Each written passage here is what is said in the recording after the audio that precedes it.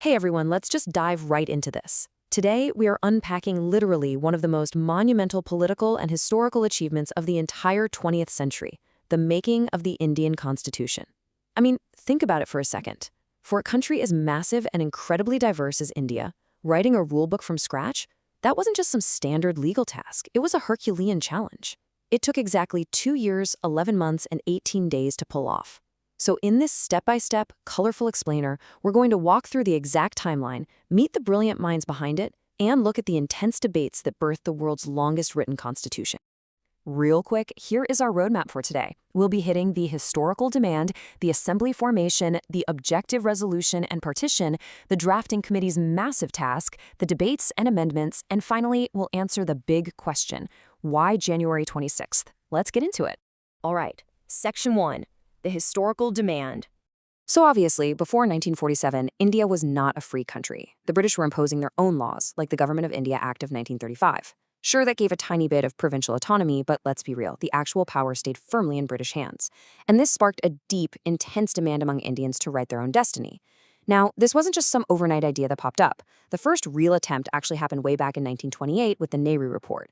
Then, in 1934, M.N. Roy officially proposed the idea of a constitute assembly. By 1935, the Indian National Congress made it their official demand. The British pushed back at first, as you'd expect, but with the mounting pressure of World War II, they finally caved in 1940 through what we call the August Offer. Okay, moving right along to Section 2, the formation of the Constituent Assembly under the Cabinet Mission Plan of 1946. You really have to understand the sheer scale of this undertaking. 389. That was the starting number of members in the Constituent Assembly. And they weren't just a bunch of identical politicians in a room. This was an incredibly diverse group, meant to represent the true fabric of India. We're talking Hindus, Muslims, Sikhs, Parsis, Anglo-Indians, Christians, marginalized castes and tribes, and absolutely crucially, 15 remarkable women. Now, how did they divide up those 389 seats? Well, 296 of them went to British India. Basically, those were the areas directly under British rule, and these members were actually elected by provincial assemblies. The remaining 93 seats, those went to the princely states. These were regions still ruled by local kings and maharajas, and instead of holding elections, those rulers just nominated their own representatives. That brings us to Section 3, the objective resolution and partition. The assembly actually met for the very first time in December 1946. But, this was right on the brink of the 1947 partition. On December 13th, just days into that first session, Jawaharlal Nehru stood up and laid out the philosophical soul of this whole massive project. He envisioned India as a fully sovereign republic, guaranteeing justice, liberty, equality, and fraternity to all citizens. And honestly, this wasn't just some grand speech. A slightly tweaked version of this exact resolution actually became the preamble to the Constitution that we know today. But as we know, the joy of independence in August 1947 came with the unimaginable tragedy of partition. With the creation of Pakistan, representatives from those newly separated regions obviously left the assembly. So that original massive membership of 389, it dropped down to 299. It's kind of wild to think about, but it was right in the middle of this chaotic, violent, and deeply painful mass migration that these 299 individuals had to sit down, focus, and figure out how to unite a newly fractured nation through the law.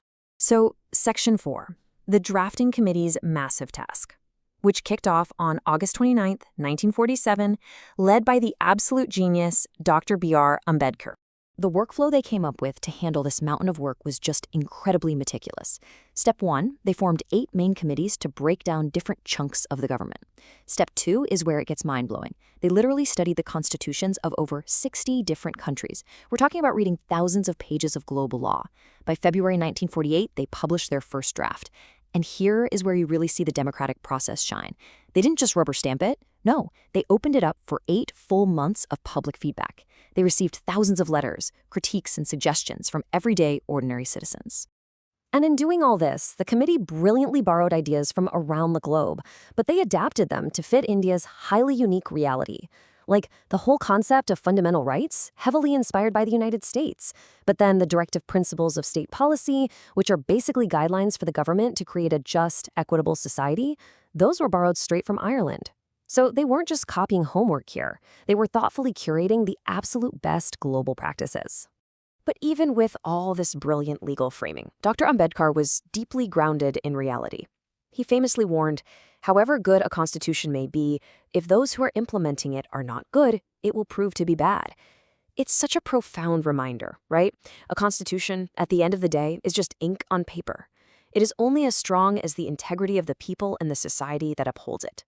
Which leads us to Section 5, the long debates and countless amendments.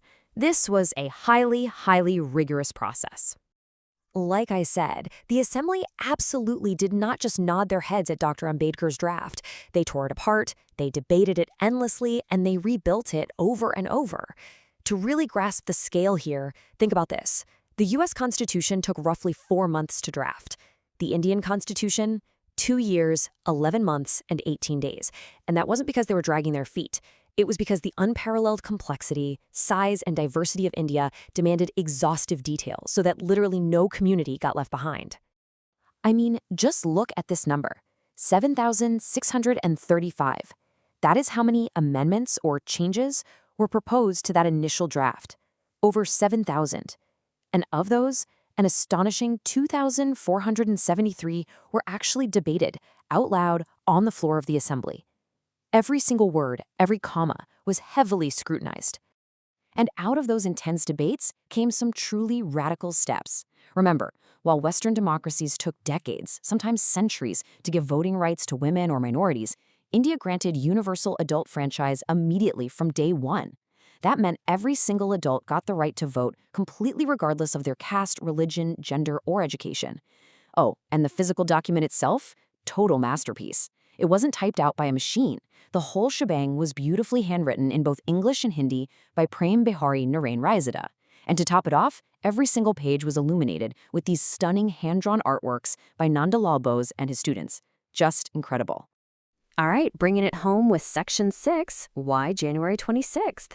So the document was finished, the artwork was done, the Constitution was officially adopted and signed by 284 members on November 26, 1949, and the Assembly had its final meeting a bit later on January 24, 1950, where they adopted the national anthem.